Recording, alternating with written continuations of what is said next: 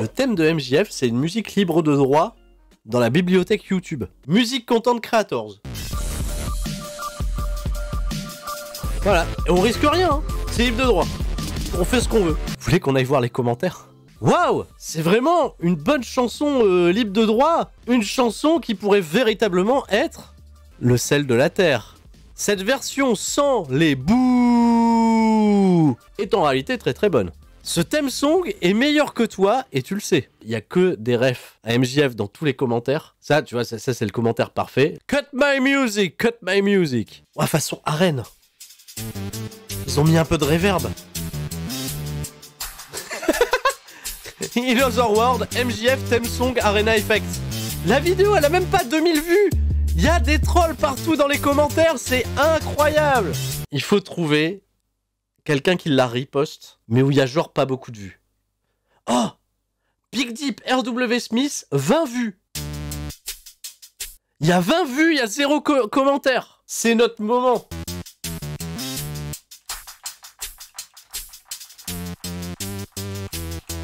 On vient marquer de notre empreinte ce qui n'a pas encore été fait sur cette terre. Ah, Audiologique, 4 vues. Il y a 4 vues ici. 4.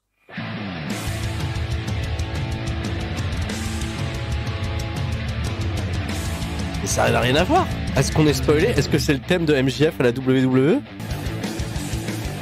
Mais pourquoi? Mais ça collerait pas mal à MJF, mais ça va pas la tête, c'est le thème le plus générique qui soit. Oh, ladies and gentlemen, Gunner Scott! Il y a trop d'ambiance, pour Gunner Scott, il y a trop d'ambiance. Bon bah de ce fait, c'était pas le thème d'MJF. What?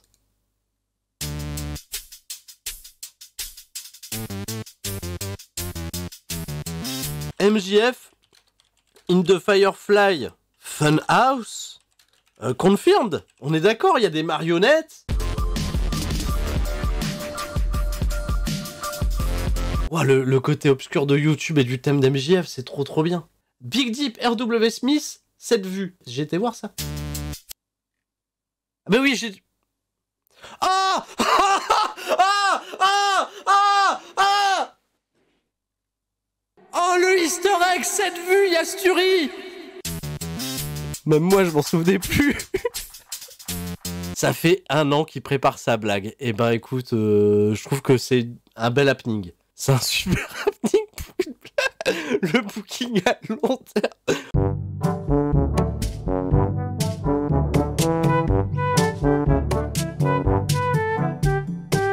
C'est le moment de dire bonjour à YouTube. Bonjour YouTube, bonjour, bienvenue pour ce AEW Dynamite Recap. Mais Sturi sur la chaîne CCL4, j'y parlais plus dans l'Elite Wrestling. Mais si, en fait, parce qu'il y a une chaîne secondaire où j'en parlais déjà régulièrement, et sur Twitch, on a fait des recaps pendant des mois et des mois. Bon, on a sauté quelques semaines, évidemment, mais on continue de parler de l'Elite Wrestling Dynamite. C'est hyper important parce qu'il se passe plein de trucs, et la promotion fait quand même des chiffres très satisfaisants, notamment en termes d'audience, et se maintient. Mais, en effet, elle a un nouveau spectre derrière elle qui est un petit peu étonnant, beaucoup de blessés, beaucoup d'absences, et on construit de nouvelles stars, mais le programme, encore une fois, était particulièrement attrayant pour cette première de l'Elite Wrestling, ce 12 octobre 2022 à Toronto, au Canada. Petit aparté, vu qu'on est au Canada, les amis, il faut que je vous parle du bouquin de la légende du Canada, la voix francophone de WCW pour nous à l'époque sur Canal+, monsieur Vintage Original, Marc Blondin. Il a sorti son livre, son autobiographie, et vous pouvez vous la faire livrer en France. C'est quand même cool d'avoir un livre déjà sur le catch en français, une autobiographie en plus de ça, de quelqu'un qui a quand même côtoyé les plus grands dans les années 80-90, et qui a également tenté beaucoup de choses et fait beaucoup de choses pour le catch au Canada. Et ben restons au Canada, puisque All Elite Wrestling, René Paquette, ils ont l'élite. Ça y est, c'est officiel, ils ont attendu le jour où on était au Canada, on était à Toronto, on était chez elle. René Paquette est officiellement All Elite, mais en revanche, je tiens tout de suite à dire, parce qu'elle a eu 2 interviews sur tout le show, elle a fait exactement le même taf que tous les intervieweurs du côté de All Elite Wrestling, à savoir poser les 2 premières questions et disparaître. Voilà. Plus-value ou pas plus-value, j'en sais rien, ça fait toujours plaisir d'avoir René Paquette. Mais quoi qu'il en soit, première interview qu'elle a pour elle, c'est Christian Cage, qui lui aussi vient du Canada et qui vient dire bon, Le Canada, c'est cool, je suis content d'être à Toronto et je donne autant de garanties ce soir à Luchasaurus de battre Jungle Boy que les Toronto Maple Leafs ont de chance de remporter un match cette saison. Voilà, comme ça, de la hit sur Christian Cage, même en jouant à domicile. C'est pas gentil ça! Bah en fait, ils ont pas le temps d'être pontois, les intervieweurs du côté de l'Elite Wrestling, parce que ils posent 2 questions, ils se fondent dans le décor, ça devient des caméléons et tu les vois plus, puisque l'attention elle est juste sur 2 catcheurs qui sont en train d'interagir et l'intervieweur en fait il est là juste pour... Il sert de prétexte à lancer un angle et en réalité après bah il sert plus à rien et il part. Moi j'aime bien les sit-down interviews avec Jim Ross, là on sent que l'intervieweur a de l'importance. Ça c'est à mettre à leur crédit, les sit-down interviews avec Jim Ross, très bien. Luchasaurus de ce fait qui est accompagné par Christian Cage, bon qui va l'accompagner mais juste au bord de la rampe parce que il va tout de suite aller se poser à la table des commentateurs, il affronte Jungle Boy Jack Perry et t'as l'impression que l'Elite Wrestling a envie de faire abandonner le nom Jungle Boy à Jungle Boy et qu'on met de plus en plus en avant son véritable nom, à savoir Jack Perry, le fils de la légende Luke Perry, paix à son âme. Dans ce programme où en effet il est en train d'être buildé pour être un gros babyface, en tout cas futur de la compagnie. C'est vrai que dans le combat en fait Jungle Boy ses assauts paraissent pas ridicules malgré la différence de gabarit entre les deux, donc je suis resté assez happé par l'action. Le match en totalité va durer 14 minutes. Est-ce que c'est le meilleur combat de solo de Luchasaurus? On en a vu assez peu, mais je suis tout à fait d'accord pour dire que oui, c'était un super combat de la part de Luchasaurus. Le spot à travers la table était génial, avec une petite powerbomb à travers la table ça passe, puis pas y avoir de disqualification puisque c'est le corps qui va à la table et non pas la table qui va au corps. Voilà. Hein, on a retenu quand même l'enseignement de Michel Beaujolais, on fait ça bien. Je fais que Christian Cage, il s'est énervé, mais ça ne change à rien. Il est venu aux abords du ring voir assister à la fin du combat où Jungle Boy avait fait un gros travail sur le bras droit de Luchasaurus qui a été obligé de porter son chokeslam main gauche de ce fait moins efficace. La prise de soumission de la part de Jungle Boy, Luchasaurus qui a réussi à ramper jusqu'aux cordes et qui a été un petit peu assisté de la part de Christian Cage. Bien sûr, de ce fait, Jungle Boy, attention, détourné. Victoire de Luchasaurus. À mon sens, on est dans cette situation, on est un peu face à une impasse. On a un peu une impasse face à nous. Ce qui se passe, c'est que Jungle Boy, c'est vraiment le babyface qui doit sortir over du programme. Luchasaurus, c'est une épine dans le pied. Luchasaurus, avec cette victoire, faut le builder, l'amener ailleurs. De toute façon, tant que Christian Cage est blessé, le programme peut pas véritablement avoir d'intérêt pour l'instant. Il faut le faire revivre à un moment où Christian Cage peut être à nouveau apte à catcher pour affronter Jungle Boy en 1v1.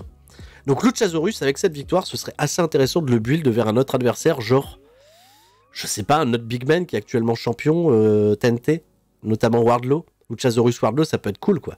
Jungle Boy, il se relèvera de cette défaite, quoi qu'il en soit, parce qu'il a son programme avec Christian Cage dans quelques mois. C'est bon. Par contre, c'était intéressant de donner cette victoire de ce fait à Luchasaurus. Surpris du résultat, oui, mais dans le bon sens, de ce fait. On a un angle backstage, et justement, René Paquette, elle arrive, elle pose 2 questions. Et puis après, bah, elle sert plus à rien, elle sert juste à tenir le micro, et même les mecs, sans tenir le micro, on les entend très bien. Donc, alors, la firme, je sais pas ce qui se passe. La firme, donc, c'est toujours Stokely Hathaway. On a au deuxième plan Oligo Page. José, l'assistant d'Andrade, qui est plus là. Il tourne autour de la firme. C'est quoi leur lien avec la firme? Rouge, il est dans la firme? Je comprends rien. Je sais pas. J'ai pas compris le délire. Ou alors j'ai raté un épisode, il y a un épisode que j'ai pas bien regardé, bref. Là-dessus, je sais pas. Et il se passe un truc comme quoi il y a des histoires de contrats, il y a de l'administratif. Bref, ils sont en train de mettre en place un combat pour récupérer la firme, pour qu'elle récupère le contrat de private party et pourquoi pas même celui de Matardi. Mais oui, c'est ça. Rouge, il détient le contrat de private party parce qu'il était associé à l'ancienne stable, l'ancienne écurie de Andrade qui détenait leur compte. Bref. Je crois que les mecs qui écrivent les storylines, ils aiment bien les papiers, ça doit jouer à Paper Please, je sais pas ce qui se passe. QT Marshall, de Dark Elevation. Avec tout sa team, là, la Factory, Aaron Solo et Nick Komoroto, il parle mal de Wardlow et de Samoa Joe en disant que leur nom d'équipe, c'est quand même pas bien malin. Bah voilà, Samoa Joe et Wardlow, ils vont les défoncer en 2 minutes 29, et 2 minutes 29 plutôt fun, hein, où franchement tous les spots s'enchaînent très très bien. QT Marshall, il fait gaulerie, Komoroto il s'est fait retourner dans tous les sens, la close line à l'arrêt là de Wardlow était incroyable, et Wardlow très très over avec le public. Comme d'habitude, ça ne bouge pas. La Swanton Bomb aussi, elle est magnifique, avec un Samoa Joe qui maintient Nick Komoroto au sol. Victoire des Babyface, derrière on a fait la symphonie des Powerbombs sur QT Marshall, et sont arrivés, alors j'ai trouvé ça un peu étonnant, sont arrivés la bande de Prince Nana, aux côtés de Brian Cage, je sais plus comment s'appelle l'équipe qui est managée par Prince Nana, enfin c'est tous les mecs qui ont été repris de Tully Blanchard Enterprise parce que Tully Blanchard s'est barré. Bref, c'est compliqué, il y a beaucoup de monde. Brian Cage, c'est la semaine dernière, ou il y a 2 semaines, il a perdu contre Wardlow, mais visiblement, l'équipe qui est avec Prince Nana, ils veulent se taper FTR. Donc FTR se pointe, le challenge est lancé, il y a un 3 contre 3 qui doit se poser. Alors, 3 contre 3, ils peuvent prendre Wardlow, ils peuvent prendre Samoa Joe, FTR, mais non, en fait, ils ont rappelé un catcheur originaire de Toronto pour les rejoindre, et c'est nul autre que monsieur Sean Spears. Sean Spears fait son retour, et visiblement, Sean Spears, il est désormais babyface. Voilà. Ils ont cassé la gueule d'Aaron Solo, qui avait rien demandé, le pauvre. Et Sean Spears, il a fait un petit câlin, un petit check à Wardlow. Donc, c'est-à-dire tous les anciens membres du Pinacle, à part, j'allais dire Tony Blanchard, à part MJF, sont ensemble et sont babyface. Juste sur ce match, regardez le nombre de ceintures qu'il y a sur le ring. On a le champion Ring of Honor TV, le champion TNT All Elite Wrestling, les championnats par équipe de Ring of Honor, les championnats par équipe de New Japan, les championnats par équipe de AAA. Trop de ceintures. Swerve Strickland. Ah bah comment il va celui-là? Bah il est là, il est tout seul, il sort qui se lit. Et ça continue de feuder avec les acclamés du cul qui sont... Voilà, bah ça... On voit pas bien le geste, mais c'est un geste d'amitié ça. Pourquoi Twitch ils veulent pas de notre emote? C'est un geste d'amitié. Entre Papa Q, Anthony Bowens, les acclamés. Et tous les gens dans le public, ils font ça. Regardez, on en voit en haut à droite, ils font tout ça. C'est un geste d'amitié. Les ciseaux, voilà, on fait les ciseaux. Et pour le coup, on est parti vers un combat qui opposait donc Swerve Strickland à Billy Gunn. Et c'était peut-être un des combats 1 contre 1 de Billy Gunn les plus intéressants que j'ai vu du côté de l'Elite Wrestling, parce qu'il y en a quand même assez peu, il reste quand même limité au part de son âge. Mais en revanche, il est encore dans une shape totalement folle, et il a des assauts qui restent très très crédibles, hein, notre ami Papa Q. Et qui a vraiment une connexion avec le public, je pense qu'il vit sa meilleure vie, hein, clairement. Il a jamais été aussi over sur l'intégralité de sa carrière, même au temps de la DX. C'est génial quoi, il a le public dans la main, Papa Q. Et Strickland, il fait le taf, il le laisse briller, il revient sur des assauts au niveau de la jambe, il va travailler la jambe une grosse partie du combat. Billy Gunn, il va avoir des comebacks, à chaque fois ça va être esquivé, on revient travailler sur cette jambe, qui a été le travail de longue haleine. Alors je me suis dit, il y a peut-être moyen de le faire abandonner quelque part, non. Swerve Strickland, au bout de 8 minutes 48, il va remporter la victoire avec une gruge, les mains dans les cordes, sur un tombé un peu douteux. Bon, soit, ok, il y a peut-être d'autres manières, sans décrédibiliser pour autant Papa Q. Ce qui s'est passé, c'est qu'après le match, bon, il a été un petit peu tamponné par les acclaims en disant ouais, t'as gagné en trichant, c'est pas gentil. C'est pas gentil ça. Les acclamés, ils ont voulu aller faire un ciseau avec Papa Q, mais en fait, il y a eu un problème. Ils ont pas pu faire leur geste d'amitié. Et c'est pas à cause de Twitch, c'est à cause de Mark Sterling. Et pourquoi? Qu'est-ce qui se passe? Qu'est-ce qu'il fout là, Mark Sterling? Eh ben, Mark Sterling, il aime bien faire chier. C'est un avocat, hein. Il aime bien faire chier. Il aime bien faire des procès pour tout et pour rien. Et il a déposé la marque Scissor-Me. Le truc a véritablement été déposé. Ils ont été jusqu'au bout, le Scissor-Me. Ils peuvent plus faire Scissor-Me. S'ils font Scissor-Me, l'autre, il lui fait un procès et ils prennent l'argent. Fallait le déposer avant les acclamer. Le mec, il a fait... Non, si vous faites les ciseaux, vous pouvez pas maintenant. Il y a que moi et Tony Nese, on peut faire les ciseaux. En vrai, Mark Sterling, c'est un mec qui s'ennuie dans la vie. Ça, je suis tout à fait d'accord avec vous. Il y a de l'administratif partout. C'est incroyable. Bref. On nous remonte chez All Elite Wrestling, MJF, qui, après son match où il a battu Wheeler Yuta, il était sur le point de serrer la main de Wheeler Yuta, et ça s'est pas fait. Ça s'est pas fait à cause des mecs de la firme qui ont attaqué Yuta, alors que c'était pas le projet. Il y a Regal qui s'en est mêlé, et on a eu cette interaction un peu étonnante entre MJF et William Regal, qui nous laisse supposer que ces deux hommes ont une histoire. Et MJF, on va le retrouver en interview avec Alex Marvez, qui va bien entendu poser les questions liées à ça. Est-ce que toi et Regal, vous avez quelque chose, tout ça, bon. Mais avant qu'on parte véritablement sur ce terrain-là, il y a Stokely Hathaway qui se pointe, et forcément MJF, il n'a pas apprécié que Stokely Hathaway vienne se mêler de son business à la fin du match. Il le remet un petit peu à sa place, bref. Et derrière, il va nous répondre, il va nous dire que c'est MJF, et que par moment, il se regarde dans le miroir, et il se dégoûte. Il se dégoûte lui-même. Il sait qu'il doit se comporter comme un méchant, parce que c'est comme ça qu'il va y arriver. C'est en étant justement cette personnalité-là qu'il deviendra un jour champion du monde et qui marquera le catch à jamais de son empreinte. Mais t'as l'impression qu'MJF, il est en train de nous cacher un truc en nous disant, les mecs, en réalité, je suis un mec cool. C'est la première fois que je vois une promo de MJF où je sais pas encore trop quoi penser. C'est un peu nouveau. Et j'ai hâte de savoir où est-ce que ça va nous emmener, hein, le délire MJF, William Regal. Après, il va tous nous brainer, bien évidemment, mais c'est étonnant. Parlons justement de Jon Moxley, bah le v'là, Jon Moxley, il vient à travers la foule, comme d'habitude, pour nous rappeler que la semaine prochaine, mardi et non pas mercredi, il affrontera pour le championnat de All Elite Wrestling, il défendra le championnat de All Elite Wrestling contre Hangman Page, qui va se pointer, évidemment, et Hangman Page, qui a reçu certaines critiques de manière positive de la part de Jon Moxley, parce que Jon Moxley il considère quand même Hangman Page comme une véritable menace. Il dit voilà, le mec est cool, mais est fort. Mais c'est un gamin. Il l'a appelé Kid, et Hangman Page, ça l'a fait un peu vriller. Alors putain, il y avait MJF également avec son jeton qui regardait tout ça limite avec des pop-corn et tout, parce qu'il voyait les mecs se foutre sur la gueule, il dit allez-y, tuez-vous, comme ça j'aurais juste à ramasser les miettes, voilà. Il a été incroyable pendant tout le truc, il a eu une delivery que j'ai trouvé sensationnelle. En disant qu'en effet, là, dans sa vie, en ce moment, ça va pas. Ça va pas, ses potes lui ont tourné le dos parce que bah, il a accidentellement frappé John Silver, et John Silver, il va pas regarder le replay pour se dire que c'est un accident quelconque, quoi. Et Dark Order, ils sont plus trop autour d'Hangman Page en ce moment. Ses autres amis sont pas là. Il parle bien entendu, je pense, de Kenny Omega, des Young Bucks. Et ben, ils sont pas là. Il est un petit peu au fond du gouffre. Il a perdu son titre dans un combat qu'il n'aurait jamais dû perdre contre un adversaire qu'il n'a pas cité. On sait tous que c'est CM Punk, mais CM Punk n'est pas cité. CM Punk is the new Chris Benoit. Qu'est-ce qui se passe? Je suis un père, j'ai mes responsabilités, j'ai des gosses et tout. Enfin bref, il va lui faire tout un speech pour lui dire je suis un homme, un vrai, un dur, un tatoué. Et ouais, j'ai trouvé ça un peu étonnant, en fait, qu'on a sur ce terrain un peu juste viriliste, pour nous faire passer un message qu'on a déjà en réalité. Après, la delivery, elle est insane.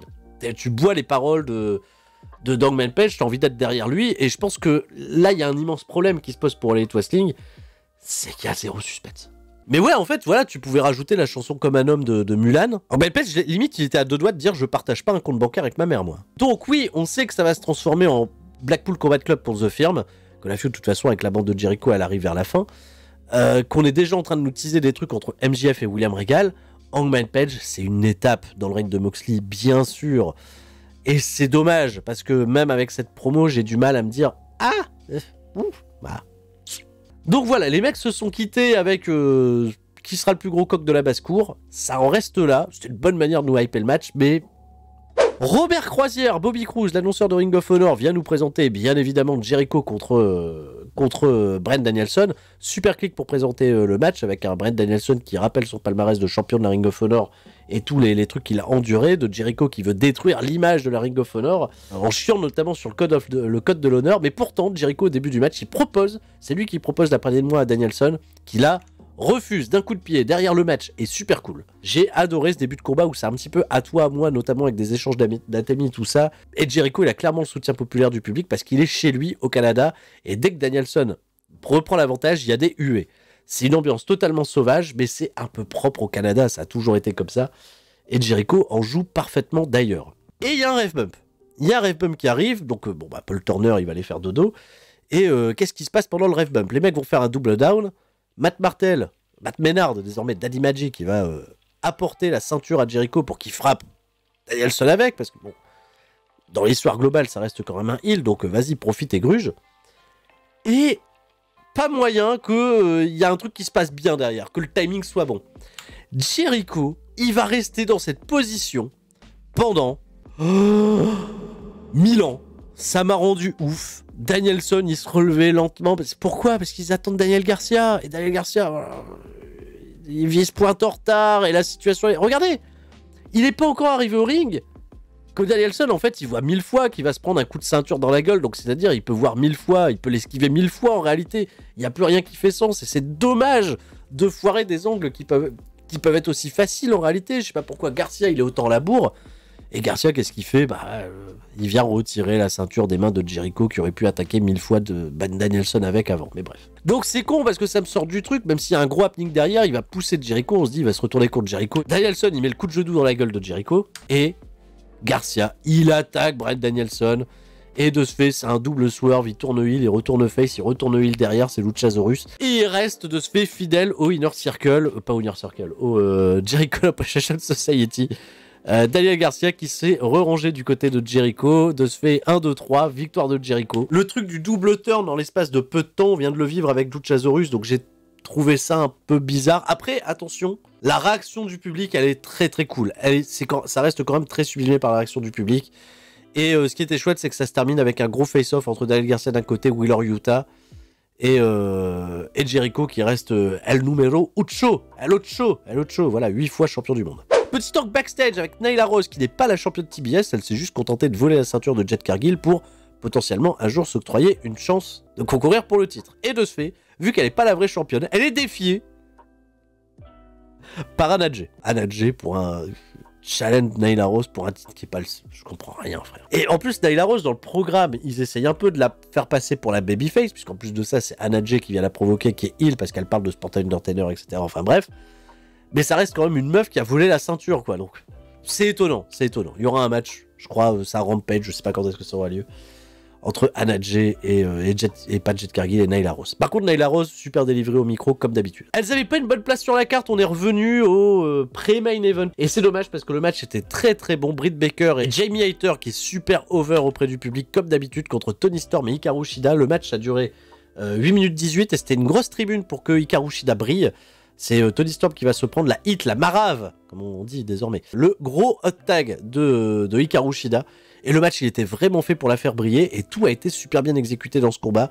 Quand elle se prend les doubles super kicks, quand elle porte sa souplesse sur les buffs les unes après les autres. Elle résiste grâce à Toni Storm, la solidarité de l'équipe Babyface dans les tombées de Britt Baker. Britt Baker, elle a été particulièrement affûtée sur ce match, pas en retard sur ses timings. J'ai trouvé qu'il n'y avait rien de sloppy, les spots étaient cool.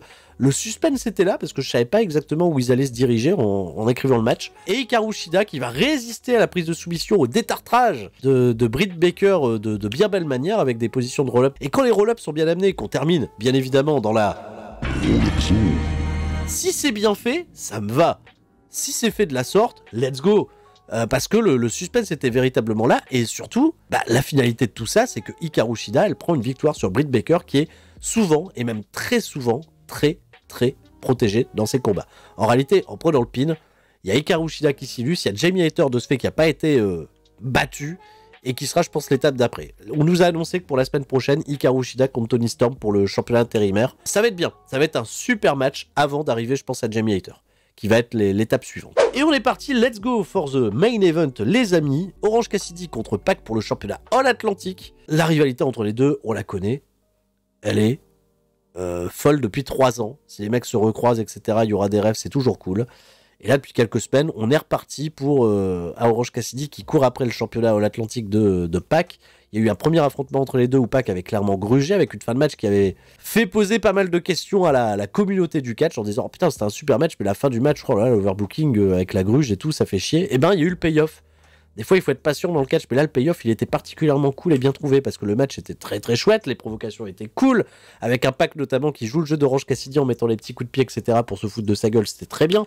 Ils étaient là également tous les deux pour la grosse violence et un spot qui arrive très très tôt dans le match qui est le cut-off après la shine.